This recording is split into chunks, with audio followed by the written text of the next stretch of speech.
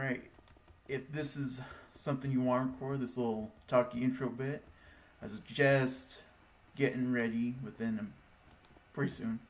I'm going to give a little countdown before I start.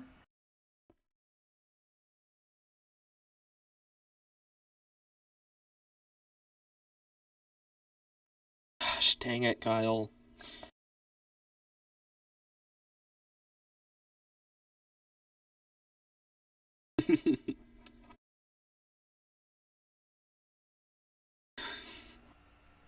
Three, two, one. Hello and welcome to our Hermitcraft UHC Season 12. This season we're playing a love at first sight game with best PvE and team health. And we are in 1.8. In love at first sight, you team with the first player you right click on, given that they are a solo and not someone already on a team. If you lose your teammate, you don't get another one. Best PvE is where everyone starts on a best PvE list. You get removed from the list when you take damage. The only way back on is to kill a player. Those on the list get an additional heart every 10 minutes. Team health is where the health showing tab is the sum of both team members' health, or since we're all solo, our own health. And this is integer health, so 100 equals 10 hearts in this. PvP on at the end of episode 1, Eternal Day at the end of episode 5, Meetup at the end of episode 6. Head to surface at this time. And while you should head to 0-0, it's not going to be enforced, well, too heavily. If you're like one of the last 2 people alive, we'll say, yeah, get yourself to 0-0 sooner rather than later. Super Meetup at the end of episode 7. This means there will be a quick border shrink down to a diameter of 1 block over the following 25 minutes. No regen, tier 2, or splash potions, and strength is disabled because it is a little too OP in this version. Nether is on. Bookshelves, fire aspect, and flame are disabled. Oops, I fell. No strip mining, poke holing, or long horizontal tunnels. Don't dig to entity count. You can stare down, roller coaster, dig to sounds, dig to name tags. Be above 32 if digging to chords like trying to find your teammate. No optifine zoom, so just retoggle that to a key that you won't be able to easily use. And no toggle sneak or toggle sprint. Lobby mod, full bright, and highlight ores are allowed.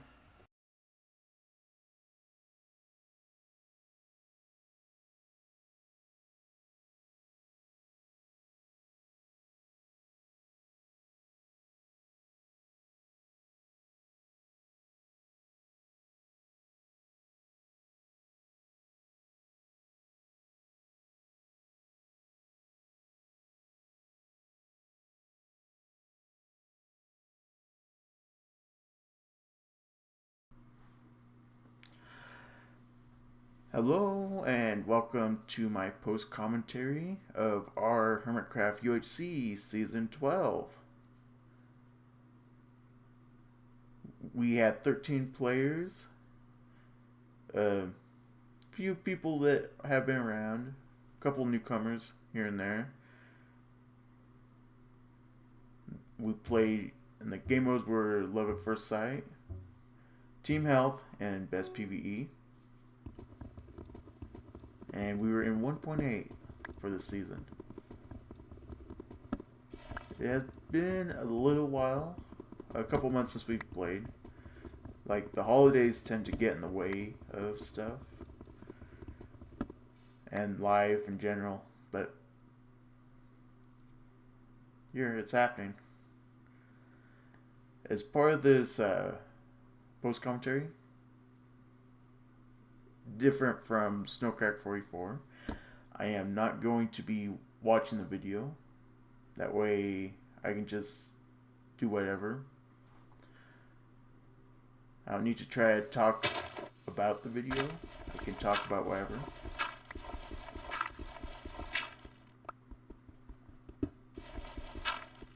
Anyway, stuff has happened. And things have changed.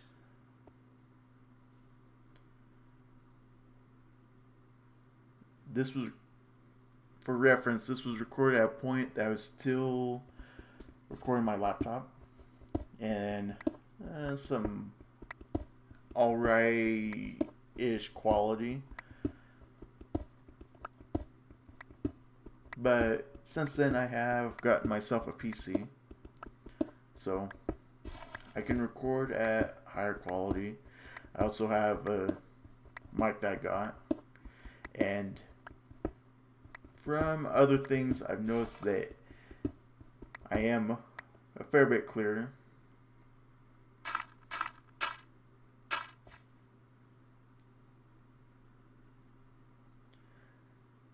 And among other things, I've just recently set up OBS for multiple audio streams or files or whatever, separate audio. And I'm not talking about moving the mic to a different one. Like I've been doing that. What I did do is found a little tutorial and separated TeamSpeak/Discord from, well, game sounds. That way I can edit them all separately. That way, if for whatever reason I have my game sounds up loud, like I'm paranoid or something, or I'm trying to find a cave, it doesn't become overbearing to anyone who may be watching. Because I can just edit that down when I'm editing the video.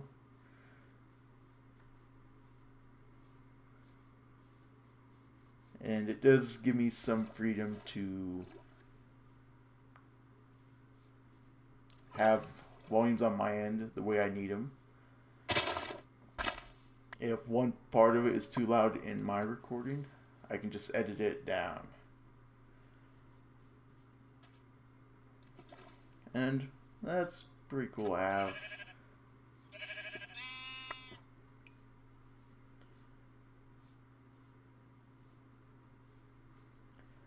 I noticed that in my testing with this computer, the quality I can go up to is higher quality than is worth me trying to go for. And the reason is I have less than a 1 megabit upload speed. I mean, it's still better than at the old place. The old place was, I think, 0.25 up. That was before it started going downhill. But when you increase the bitrate of the videos that you're trying to upload, it does add quite a bit of time. So I'm definitely not going to be pushing for quality anytime soon. Like really sharp, really high quality or anything. What I've been doing since I've gotten this PC is just render down to just above what YouTube recommends for the bitrate. And the videos look fine. And just in general better than the laptop. Still takes a while to upload, but it's not like 10 hours for a video.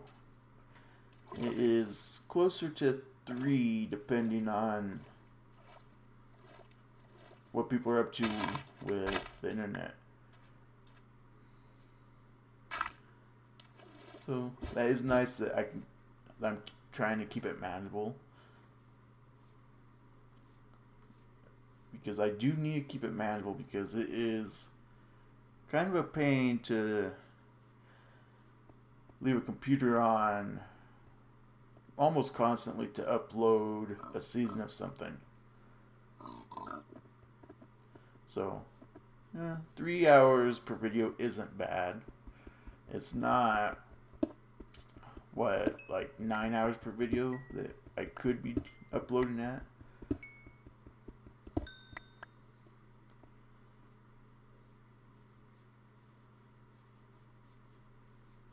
And that is just like anyone that has poor upload speed kind of suffers the whole internet being too slow. Like, poor upload speeds are pretty bad. And typically, at least from what I know, ISPs will not give you a higher upload speed typically. I know I said typically a lot right there, and I'm going to say it again. If you want upload speed, you have to pay a lot more. Download speed, go ahead, take the speed. You probably will get a speed upgrade in a year or two when we upgrade our infrastructure in the area. Upload speed, at least in my experience, is like whatever they want you to have is what you have.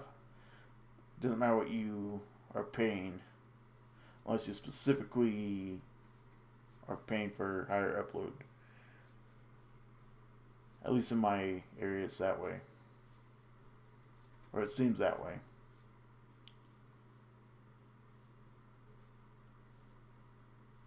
I was planning on starting a Heart Gold series for myself at some point. And a few things have happened. I recorded the first episode like 3 times now on the laptop. And I wasn't happy with it, even though I shouldn't care so much because, frankly, it'll be just for, it's just to really keep me busy or something. It's not about views or anything. It's just something to keep me busy and something that I may enjoy. Like the thing with Heart Gold, I had a plan because with those DS games, they have the 2 screens.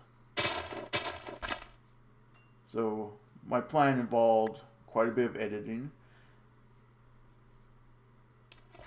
and that is like a big challenge to plan for. But I mean, like, the big thing is that I need to not worry about, I just need to relax with it. I'll probably get a view or 2 at best per episode, and views aren't that important anyway.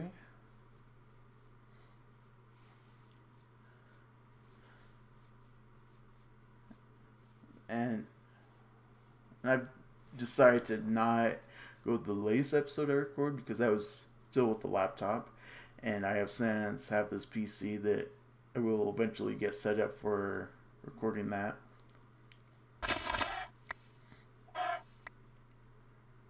But it is one of my projects I want to get started on at some point in the future.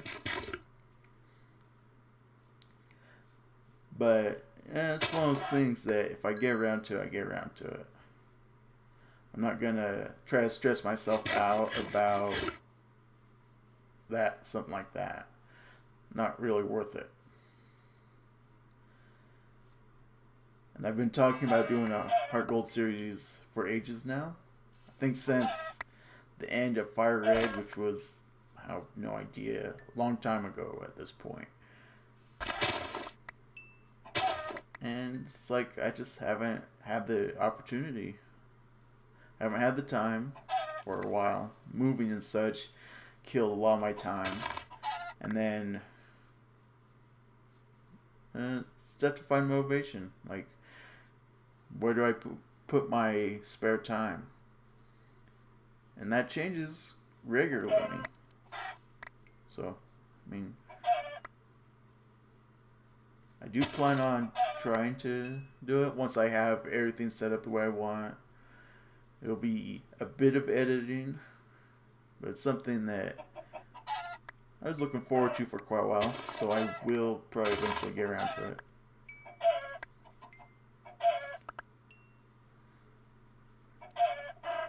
Then there is Captive Minecraft 1, the magical map that me and Mark managed to break. I don't really have anything. I mean, I don't see a valid reason why it broke. All I know is that there's that time that me and Mark did the achievements at the same time.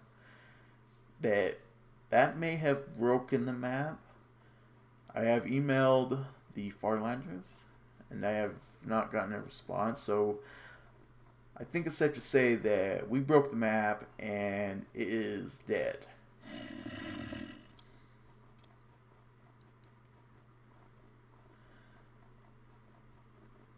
And I think our plan to finish the map is to, because how the map broke is we can't enter the nether or the end without dying.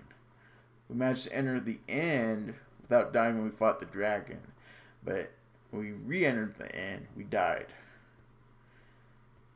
And when we re-entered the nether, after some point that it broke, again, assuming that when we did the two achievements at the same time, broke the map, we die. And we are within the border. We're not outside the border or anything, we just die. So, like, we broke the map fairly well. If you need a map broken, let us know. We'll find some time and we'll break it for you. But in all seriousness, it was a nice, fun, little grindy little map thing. If we do another map, we will be more careful about doing achievements at the same time and things like that. But the plan for the rest of Capture Minecraft and the 30 gigs I have of that is to finish it as legit as we can. Of course, in the nether, we can't be legit. It'd be game mode, it'd be creative mode. Same for the end. I wish I had an explanation why. Like, I have no idea why. I have no way I could possibly explain what's going on with that. I can just explain how frustrated with it that I am. Because we did get pretty far. There's a point that we had to start moving the border manually. That's probably came after when we broke it. Well, that is a part that we did break.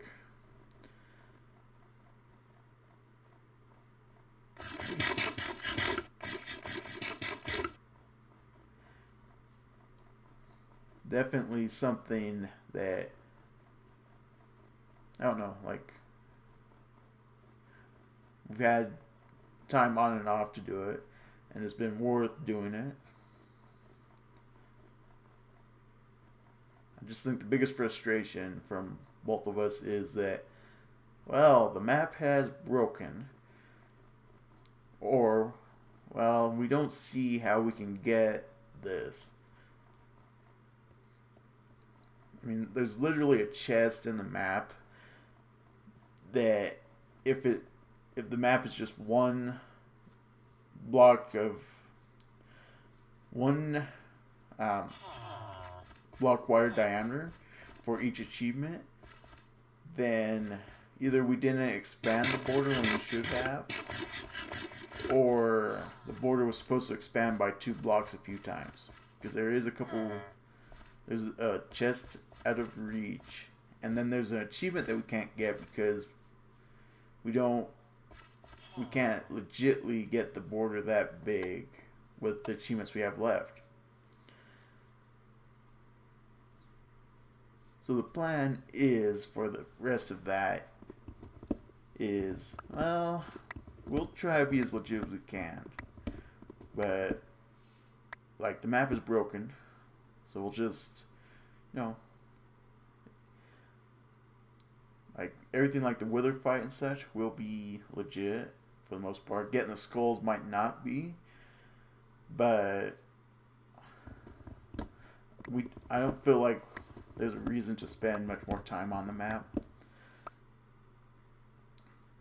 If it wasn't broken, we would be going legit the rest of the way through. But it broke on us.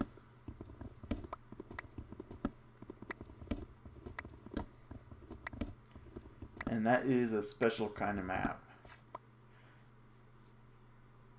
Designed to be both grindy. Actually, it's just grindy. But it is not what SMP is. SMP is once you grind up to a certain level, you have no reason to grind anymore other than to burn time. And like that's why I can't play SMP, because on Snowcrack I already have everything I could need.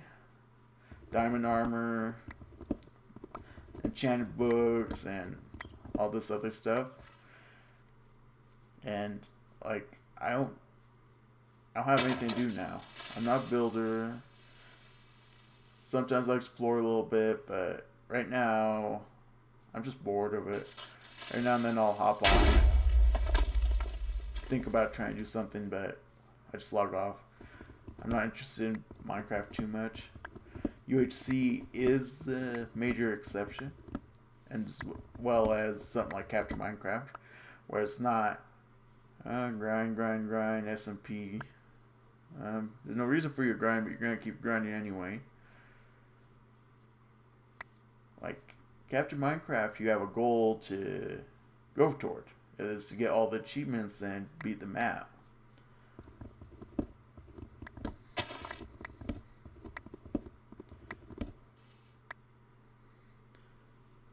I think that is a big positive about those maps, is that you have a goal to aim for. It's not just blind grinding, because that would get old very quickly.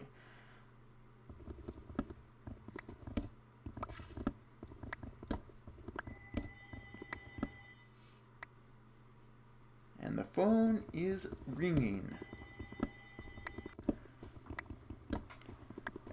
Anyway, that will be about it for this episode. There will be some silent bits, but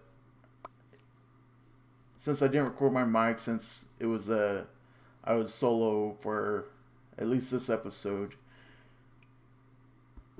I didn't want to try to talk and try to play the game alone. That is too much of a challenge. In a team scenario, it's not a problem. It's just when I'm alone, I tend to go scatterbrained a lot more often. But yeah, this is the end of episode 1.